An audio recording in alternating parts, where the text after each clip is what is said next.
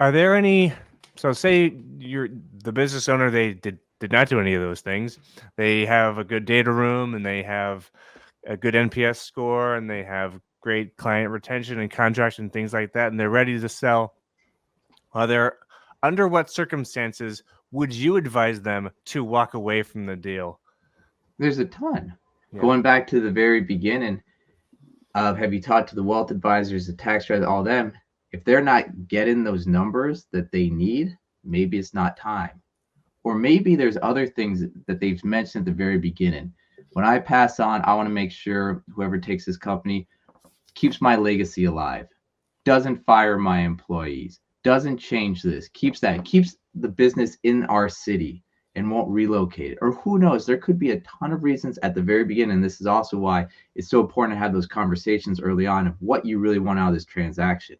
Is it just a paycheck? How is that paycheck structured? Is it cash, or is it cash in a seller's note, earn out, rollover equity?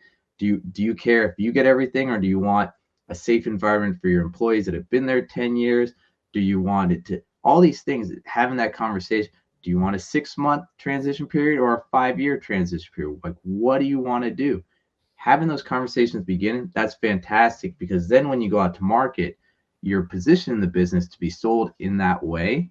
And that will most likely get you the best results. But say of those results, they're still not what you want to hear. They're still, you don't trust this person or this company you're talking to fully. And yeah, there's cash and an earnout, but you don't think you're going to collect. From your conversations, they'll do everything possible just to Mm. screw you out of that money. Or that going into that office every day for the next 2 years, which maybe is the transition period, you are going to hate every day of it, right? You those people there, you're just gonna bite your lip, suck it up, and go, fine, I'll go to work tomorrow because I want this big payout at the very end because that was Yeah. in the contract.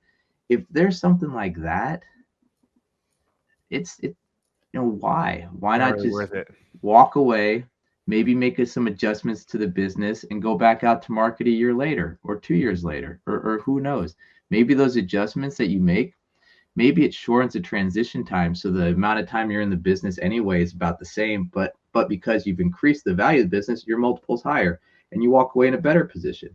Who knows?